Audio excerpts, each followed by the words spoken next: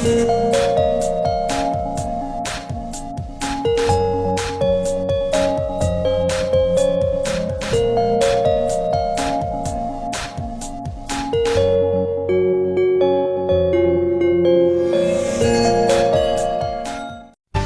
sexualidad femenina, un espacio en Radio Tentación donde se habla de aquello que nadie cuenta, pero todos desean saber. Te esperamos de martes a sábado a la 1:40 de la madrugada en la sintonía de Radio Tentación.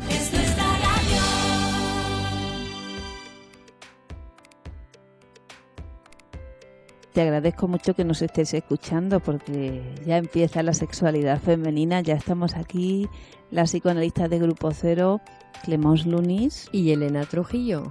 Aquí estamos y qué complicada es la vida a veces porque por más que uno intente tenerlo todo controlado, ¡zas! Es que no se puede controlar, si no lo paras de decirlo en cada programa, Elena. No se puede controlar ni la sexualidad, nada, no se puede controlar, ni siquiera todas las empresas que hacen previsiones para hacer cálculo, cuáles tienen que ser los resultados para el año que viene, si hacemos tal acción, tal acción, tal acción. Intentan controlar, que está bien tener proyectos, pero intentar controlar a ver si después concuerda las ambiciones para el año que viene con el trabajo que se ha realizado. Pero si eso yo en la pareja lo hago, el año que viene me voy a ir a las vacaciones, a las Malvinas y estamos haciendo ya la planificación. Bueno, pero eso es otra cosa, eso es planear, que hay que organizar, hay que planear. Lo que yo no puedo saber ni controlar es si me lo voy a pasar bien o no, si van a ser unas vacaciones felices o no. Eso es una cosa que no. Depende. ¿De qué depende? La entrega, justamente, de la entrega según lo que vaya pasando. Poder aceptar que lo que vaya pasando no corresponde a lo que me había imaginado. Por eso conviene ni siquiera imaginar el futuro. Porque cuando imagino el futuro, siempre hay una decepción, que no era como yo lo tenía imaginado. Eso es la decepción. Entonces hay gente que vive constantemente decepcionados. Oh, qué más rollo. Pero porque están previendo, dicen si voy aquí tiene que pasar esto, y como no ha pasado, pues pum, decepción. Que cuando puedo entregarme a lo que me toca vivir sin tener nada preparado, ni la conversación con Pepito, ni con No me mires con esa cara. Porque te lo estoy diciendo a ti, puede ser. Es que todos caemos en esa trampa. Es una trampa de querer controlar lo que va a pasar, si voy a ver al jefe, si voy a ver a mi madre, si voy a hablar con tal, y que siempre es que me da sustito. ¿Cómo? Me da sustito, que no sé si lo voy a hacer bien, si me va a regañar, me da miedo. Ah, que sea de una forma imprevista. Qué bonito es la improvisación.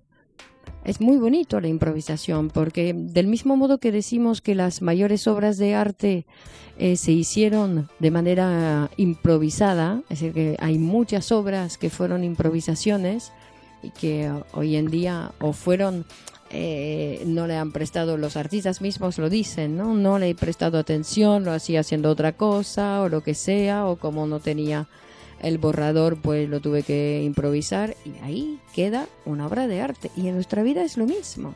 Nuestra vida es una obra de arte. No, pero sí, cuando improviso. Cuando improviso, ¿por qué? Porque va a aparecer algo desconocido. Porque cuando imagino en base a ¿qué? A algo que ya he vivido. A algo que he visto que Pepito ha vivido.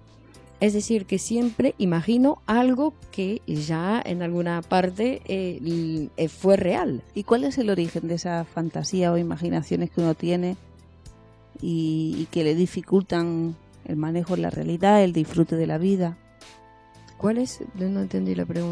¿Por qué? ¿De dónde vienen esas imaginaciones nuestras? Bueno, pero ese afán de controlar, yo pienso, ¿no? Ese afán de estar frente, un poco tú hablabas del miedo que nos sorprende, pero también es verse deseante, porque frente a lo que surja, uno tiene que pensar, claro, que lo que surge en mi vida es una producción de mi vida, aunque haya otros que intervengan. Es una producción de mi vida porque lo estoy viviendo yo. Pero tiene mucho que ver con la censura psíquica. porque evidentemente si la represión viene y va a instalar que haya deseos que son inconscientes y que no van a entrar nunca en la conciencia, y otros que son rechazados, es decir, que se van a mandar al inconsciente porque no se aceptan, no se quiere dar lugar a ellos y van a seguir buscando su salida, la censura de alguna manera también va a generar que yo no quiera saber o aceptar en la realidad yo tener que ver con eso. Entonces, como lo rechazo, voy a imaginar cosas, simplemente para no saber de lo que verdaderamente deseo. Para tapar. Porque lo verdaderamente deseo es lo que pasa. Exacto. Lo que me está pasando es mi deseo. Y eso es lo que no se nos mete en la cabeza, porque claro, el racionalismo nos ha invadido de tal manera. El niño es el que vive con más libertad. Es decir, el niño no tiene ninguna imaginación, no plantea el futuro. El niño juega, revive las situaciones que acaba de hacer, se deja llevar en las situaciones. No tiene todavía esa moral que le va a dirigir. Pero la moral, instalar ese super yo, que luego puede ser más severo o menos, es el que va a hacer que tengas que buscar otro campo, que es el de la fantasía, para buscar una satisfacción que ni siquiera es. Porque ya digo, la satisfacción siempre va a estar en cualquier realidad que te pase. Exacto, se goza de cualquier cosa. Claro que uno tendría que estar siempre contento con todo lo que le va pasando. Bueno, pero hay situaciones duras también en la vida que uno tiene que hacer frente, pero bueno. Tenemos ejemplos que nos muestran cómo la escritura, por ejemplo, el arte, permite sacar satisfacción hasta de los dramas. Claro. Es la única satisfacción que se puede obtener, porque una muerte que satisface. Pero si te haces un cuadro, si te haces un relato y tal, ese dolor de la muerte es procesado de otra manera. Y hasta produce un placer estético, produce una enseñanza, produce un impacto más allá del tiempo. La única manera. Pero claro, tengo que ser una persona que acepta la realidad. Pero cuando uno es neurótico, cuando uno censura, no acepta la realidad. Quiere otra realidad. ¿No? Por eso los actos cotidianos son un rechazo a nuestros deseos. Me olvido la llave en casa. En lugar de aceptar que no quería ir a tal lugar, o que tenía contradicciones, o que quería hacer otra cosa. No lo acepto. No lo acepto, ni lo he podido plantear. ¿No? Cuando uno comete una pequeña putada y le hacen mal trabajo al jefe. ¿No? Porque vale, los errores son existentes, pero de todos los errores posibles cometiste ese. Claro, y no aceptar esa vida psíquica que nos hace vivir es renunciar a una buena parte de la vida, porque lo que tú decías, claro, al querer siempre otra realidad que la que estoy viviendo, no vivo nada. Mira, en el análisis lo podemos ver también, muy sencillamente. Cada paciente tiene un horario para él y tiene que responder económicamente a ese horario. Si falta el paciente, paga su sesión. Si el psicoanalista falta, se hace cargo. El paciente no tiene que pagar esa sesión y se emplaza a la siguiente o se acuerda un nuevo horario. Los pacientes, en muchas ocasiones, utilizan pues cualquier excusa, real o no, para faltar a su sesión y para no pagarla. Y Freud lo toma ahí como, evidentemente, una materia de las resistencias al psicoanálisis, a psicoanalizarse. ¿Por qué? Si uno paga la sesión, uno acepta que le ocurrió de esa manera. Uno está produciendo su inconsciente, aunque no lo entienda. Pero cuando yo falto y no pago la sesión, no pasó nada. No pasó nada. Interrumpo el tratamiento. Interrumpo el proceso psíquico, inconsciente que venía a construir. No que venía a construir mi salud, no que venía a construir la relación mejor con mi marido, no. Venía a construir una realidad psíquica que desconozco, que va a tener efectos con tu marido, con tu sexualidad. Pero primero tengo que construir una ley en mí que no había aceptado. Claro. Que cuando uno llega a sesión, uno lleva como un ser todavía no civilizado. ¿Por qué? Porque busca las excusas para salirse del cumplimiento de las leyes. ¿Y eso qué hace? Te resta efectividad, te resta capacidad de satisfacción, te genera síntomas. ¿no? La presencia de situaciones que te generan malestar, que te disturban tu día a día, que te dificultan las relaciones afectivas con otras personas y que además no puedes controlar. Claro, porque a veces pienso que hay una gran cantidad, o incluso yo a veces, que de aceptar malestares, aceptar dificultades, aceptar conflictos, problemas, cuando todo eso no tienen por qué estar. Mira, hay muchas personas que los lunes tienen dolor de cabeza. Por ejemplo, o que lo llaman, ese es un día que me pasa así, siento eso porque se llama lunes.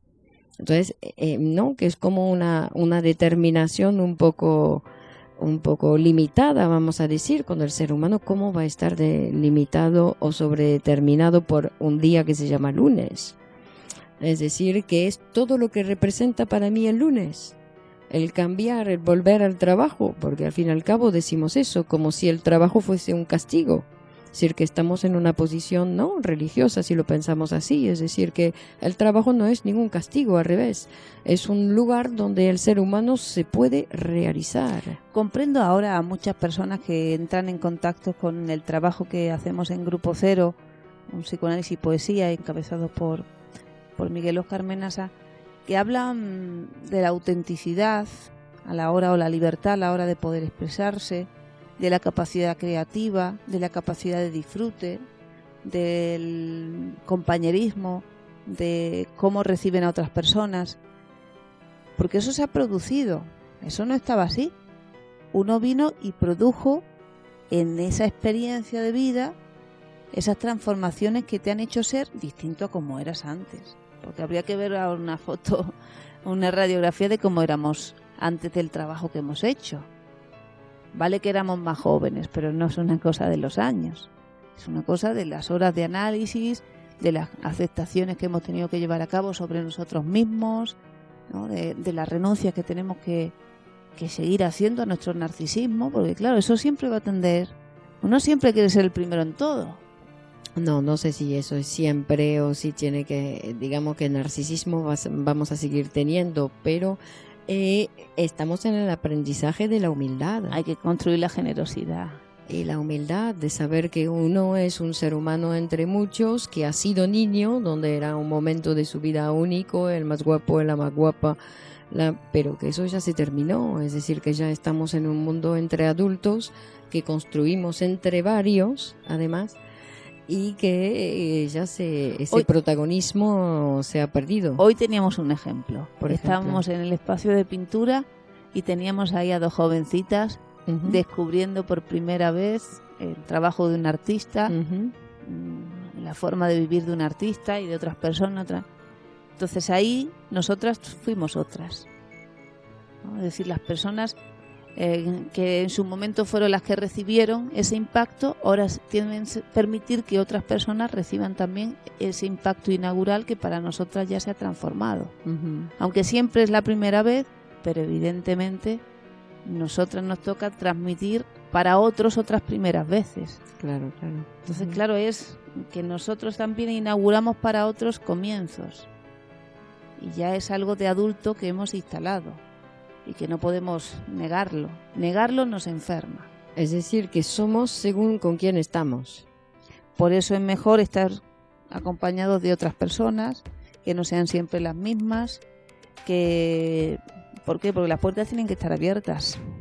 Si no, igual que a veces decimos de la endogamia familiar, la endogamia vital es una forma de permanecer en la familia. El mundo tiene que estar abierto a otras personas que se interesen también por campos compatibles con el de uno, porque tampoco es que uno tenga que ir por ahí buscando cualquier tipo de relación, sino si uno está en el psicoanálisis, si uno está en el cine, si uno está en el arte, si uno está interesado por ciertas cosas, ahí en ese camino vas a encontrar otras personas interesadas por eso y eso les va a unir en algo. Que unirse no es unirse por ponernos a hablar y nos hacemos amigos, no. Es qué proyectos nos unen y además eso nos va a hacer sumar también y cambiar de posición. Cuando llega un joven candidato psicoanalista, eso te cambia de posición. Claro. Interesante por venir. Sí. por venir, porque muchísimas de las personas que nos pueden estar escuchando en estos momentos más adelante son estudiantes de psicología, profesionales de la salud, personas que tienen los oídos abiertos al psicoanálisis, pero que todavía no saben que es una opción de trabajo posible, que es una formación compatible con esas otras formaciones que ellos tienen, pero que no se puede hacer de cualquier manera. Creemos que no es me voy a coger las obras de Freud en casa y me las voy a leer, o no es las teorías que tienen por ahí de tal autor, de tal no sé qué, de tal no sé. El estudio del científico del psicoanálisis es muy riguroso y tiene que ser realizado en escuelas psicoanalíticas. Nosotros les recomendamos estudiar psicoanálisis en grupo cero por la calidad de su enseñanza y porque sigue las indicaciones de Sigmund Freud, que por ahora es el psicoanalista más importante de la historia, y nosotros somos discípulas de Menasa. Sí, que el texto que has nombrado el otro día de análisis profano, psicoanálisis para médicos, ¿no? Creo psicoanálisis y medicina. Que es un texto muy interesante también, que para cualquier... Es recomendable, lo pueden buscar en internet, análisis profano o psicoanálisis y medicina, y también hay otro que yo estoy recomendando últimamente, que es la autobiografía de Freud, que no es un texto muy largo, que es asequible, además es para ver un poco cómo era ese personaje que fundó esta ciencia, y ahí también te explica en su camino científico cómo él va arribando a los conceptos, va a hacer una pequeña resumen de qué es el psicoanálisis, y con esa humildad que le caracteriza va a destacar la labor del científico, que no es cualquier labor, que no se puede hacer de cualquier manera, ni a través de los gustos o las opiniones, ni siquiera del renunciar a aquello que la ciencia requiere. Entonces el trabajador tiene que trabajar para la ciencia y no para los prejuicios. Y ahí como maestro también lo indica. Así que invitamos a nuestros oyentes a leer estos textos de Freud, análisis profano y autobiografía, y que nos cuenten, que nos escriban con sus reflexiones sobre esos estudios, y cualquier consulta que nos deseen. ¿A qué correo queremos? lasexualidadfemeninaradio@gmail.com lasexualidadfemeninaradio@gmail.com. Seguimos el próximo día. Muy buenas, un abrazo a todos. La sexualidad femenina, un espacio en Radio Tentación donde se habla de aquello que nadie cuenta, pero todos desean saber. Te esperamos de martes a sábado a la 1:40 de la madrugada en la sintonía de Radio Tentación.